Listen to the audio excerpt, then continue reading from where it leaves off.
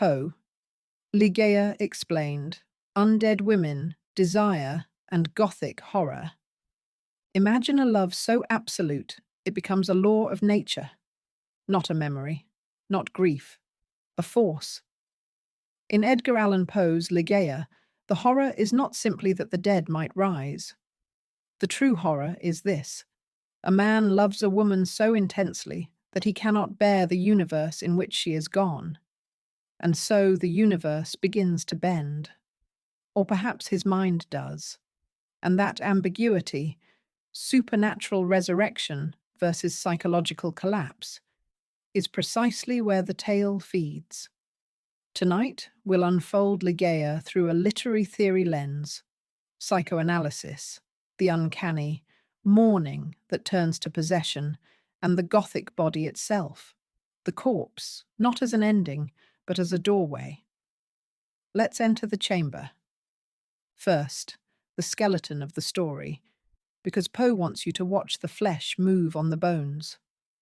Our narrator, unnamed and unstable, tells us of Ligeia, his first wife, a woman of astonishing intellect, strange learning, hypnotic presence.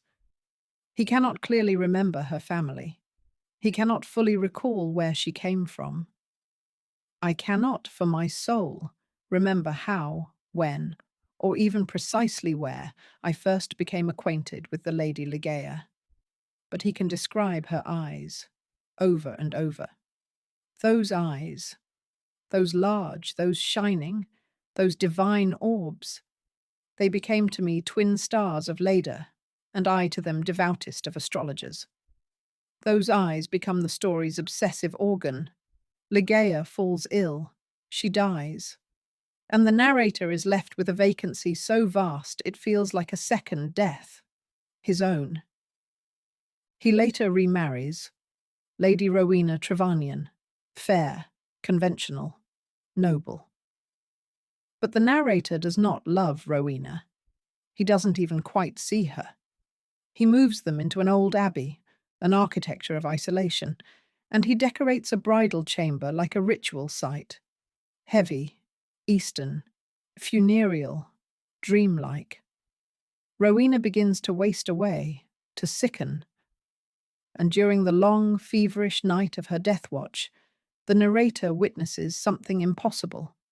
A series of strange revivals, a pulse returning, then failing, then returning again.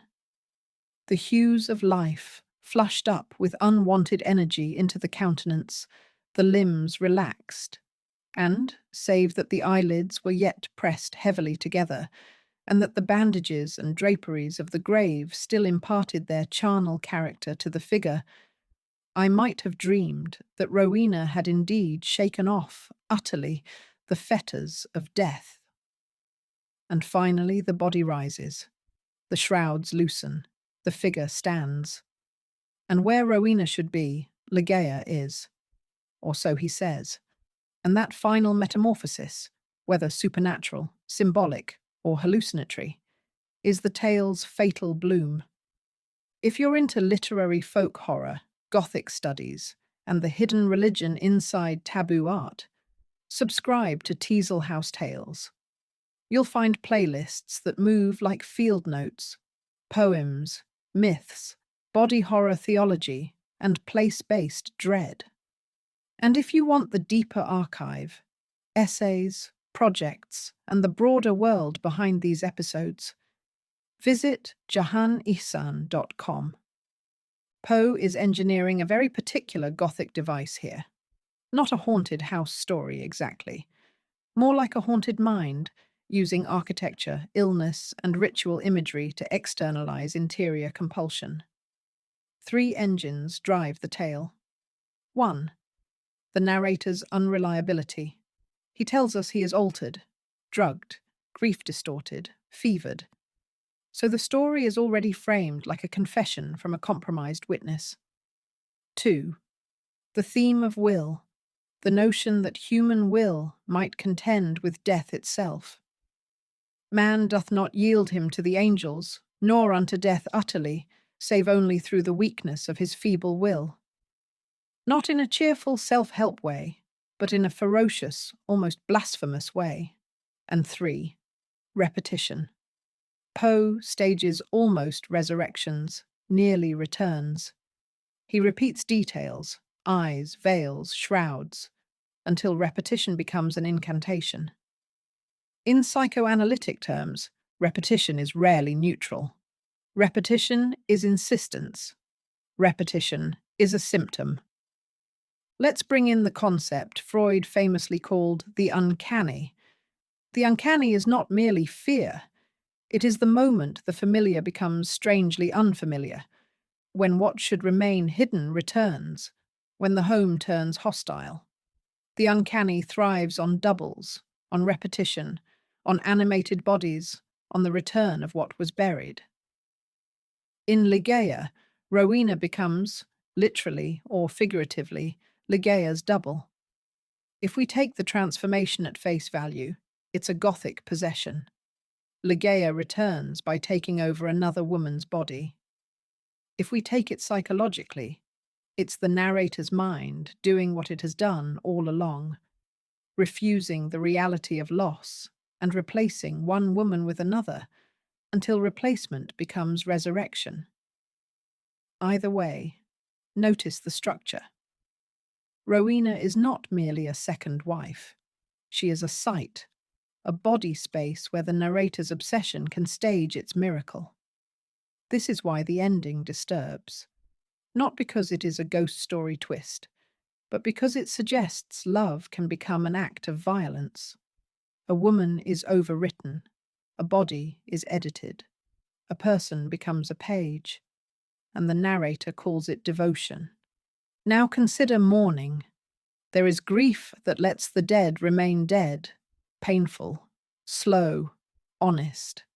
And there is grief that cannot accept absence, grief that turns into incorporation, as if the mourner swallows the dead, keeps them inside, and insists they live through him, or through the world. In Ligeia, the narrator doesn't simply remember. He clings. He fixates. He fetishizes. Notice what he cannot recall, the practical, social facts of Ligeia's life. But notice what he can recall with terrifying precision, the texture of her presence, the geometry of her features, the abyss of her eyes. It's as though memory has stopped behaving like a record and begun behaving like desire. And when desire becomes the organizing principle of reality, the story's horror blooms. The bridal chamber becomes less a room than a psychic theatre, a sealed place, a controlled environment, a laboratory for the fantasy. If I build the right space, if I repeat the right images, if I keep vigil long enough, if I want hard enough, she will return. Whether that return is metaphysical or psychotic is the question Poe refuses to settle. But psychoanalysis invites us to ask something sharper. What does the narrator need the return to do? And the answer is chilling. He needs it to cancel the fact of death, and he is willing, consciously or unconsciously, to sacrifice Rowena to achieve it. Now let's pivot into one of the most useful lenses for Poe's Undead women, the theory of objection, the horror of boundary collapse. Objection is what we feel when the clean line between categories ruptures, life and death, self and other, inside and outside, sacred and profane, desire and disgust. The corpse is perhaps the ultimate abject object. It is a body that used to be a person. It is familiar and radically not. It forces us to confront that we are not pure spirit. We are meat that will end. And Poe understands this. The deathwatch scene in Ligeia is not only suspense, it is ritualized objection. Because what is more unbearable than a body that cannot decide what it is? Dead, but not dead. Still, but not still. Silent, then breathing. A pulse, then absence, then pulse again. The story traps the listener in that threshold, where the mind says she is gone, and the senses whisper no. Look, she moves. In Gothic horror, the body is rarely stable. The body is a text that changes, a scripture written in fluids and failures. And if your own horror work is preoccupied with the sacred meeting, the grotesque, with ritual, contamination, the erotic entwined with dread, then Ligeia is a foundational ancestor. Because Poe is already playing the note. Desire does not simply love the body. Desire also wants to conquer the body's laws, and death is the law it cannot bear. Let's linger on that abbey and bridal chamber. Gothic spaces aren't just spooky settings, they are psychic diagrams. The abbey is isolation, the chamber is enclosure, the decor is excess, pattern, shadow, drapery, the visual language of a mind that cannot tolerate emptiness. The room is over-designed like a tomb made erotic, a bridal chamber that feels like a funeral. So the marriage is already contaminated by death. And in that contamination, Poe makes a daring point. The narrator isn't simply haunted by Ligeia. He is building a world that can only end one way, with her return, or with his collapse. At some point in the story's history, Poe inserted the Conqueror Worm, a poem within the tale, which frames human life as theatre devoured by a worm, a cosmic humiliation. Whether you quote it or paraphrase, the effect is brutal. It undercuts the fantasy that will can truly defeat death. So we get a paradox. The narrator insists on will as sovereign power, but the story plants the image of inevitable consumption. In other words, even if Ligeia returns, the return may not be a victory. It may be another kind of defeat, a defeat shaped like a miracle. If you're into literary folk horror, Gothic studies, and the hidden religion inside taboo art, subscribe to Teasel House Tales. You'll find playlists that move like field notes, poems, myths, body horror theology, and place-based dread. And if you want the deeper archive, essays, projects, and the broader world behind these episodes, visit jahanihsan.com. Now let's honor the ambiguity without trying to solve it cheaply. Reading 1. The Supernatural Return. Perhaps Ligeia has learned something occult, metaphysical, and her will truly can inhabit another body. Perhaps the chamber becomes a ritual theatre because the narrator, knowingly or not, creates conditions for possession. In this reading, Poe is writing metaphysical horror. Will is the monstrous power. Love is the spell. The body is a vessel. Reading 2, the psychological collapse. Or perhaps the narrator is compromised, drugged, grief-maddened, guilt-ridden. Rowena dies. And he cannot bear the second loss because it would confirm the first, so his mind produces the only ending it can tolerate. Ligeia returns. The metamorphosis becomes a final hallucination, a wish staged as perception. In this reading, the horror is not magic, the horror is obsession, and the ghost is not Ligeia. The ghost is the narrator's inability to mourn. Poe leaves both doors open, and the tale is stronger for it, because Gothic horror often lives precisely in that hinge. Is this the world breaking, or is it me?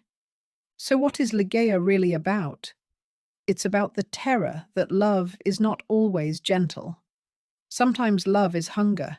Sometimes love is domination. Sometimes love is the refusal to accept the other as other, including accepting that the other can be gone. Ligeia, in the narrator's telling, is sublime, but she's also an idol, and idols demand sacrifice. Rowena becomes the sacrifice, and the narrator, whether sorcerer or madman, is the priest. That is the true Gothic twist. The villain may not be the undead woman. The villain may be the living man who needs her to be undead. Because undead means still mine, still present, still available to my gaze, still returning. If your own horror work dwells in the seam where the sacred meets the bodily, where ritual, contamination, erotic dread, and spiritual language collide, then Ligeia is a blueprint you can trace. Because Poe is already staging the body as threshold, the room as ritual, desire as a force that infects perception, the sacred aspiration to transcend death turning monstrous. This is Gothic horror at its most intimate, a love story told like an exorcism, a resurrection narrated like a symptom, a bridal chamber dressed like a tomb. So here is the episode's thesis, cleanly stated. In Ligeia, Poe transforms mourning into horror. He shows us a narrator who cannot accept death, and so his desire manufactures a return, either through supernatural will or through psychic compulsion. And in both cases, the result is the same. A woman's body becomes a battleground for someone else's obsession. The undead woman is not only a monster, she is also a mirror, a reflection of what the living cannot admit, that love can be a haunting, that grief can become possession, that the dead return not always because they want to, but because we refuse to let them go. And now I'll leave you with a question, the kind Gothic stories always leave behind like a damp footprint. When Ligeia returns at the end, is it love? Or is it invasion? Is it the triumph of will? Or is it the final proof that the narrator is lost inside his own desire? Write your answer in the comments. And if you want more Poe, more undead women, and more Gothic theory, subscribe to Teasel House Tales. Follow and step carefully, because some eyes once seen never stop looking back.